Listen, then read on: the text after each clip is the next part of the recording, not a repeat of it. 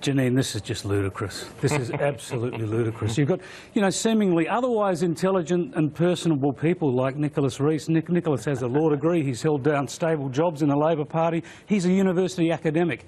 And here he is creating some faux outrage over a really serious issue. A really serious issue.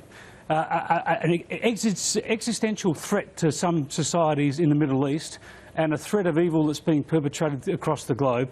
The Prime Minister is talking about. The Prime Minister made a very pertinent point, as Rowan just outlined. He was making the point that these people deliberately advertise their barbarity. They deliberately advertise their horror. And he made that point.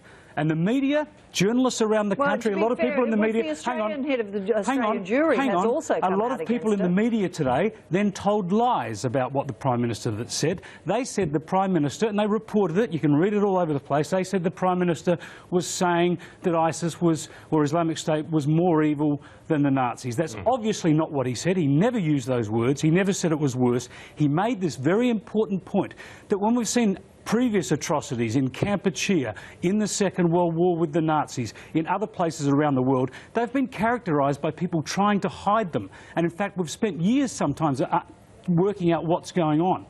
In this case, they advertise their barbarity. It's part of their terror method, and it's a new kind of evil in this social media age. And I make this very, very important point, because this sickens me today, the way the media and the left are trumping this up. Because today is a day when we are horrified at the sight of dead women, men and babies on the shores of the Mediterranean who are fleeing the horrors of Islamic State. We're all horrified by those deaths, and yet the media in this country, because of their aberrating ferality, are trying to mock the Prime Minister because he talks about how serious this evil threat is. And the Jewish groups that were quoted, did you think they were being overly sensitive? They didn't look at the full statement? They had journalists who went to them and said the Prime Minister says this is worse than the Nazis, and they give them a grab.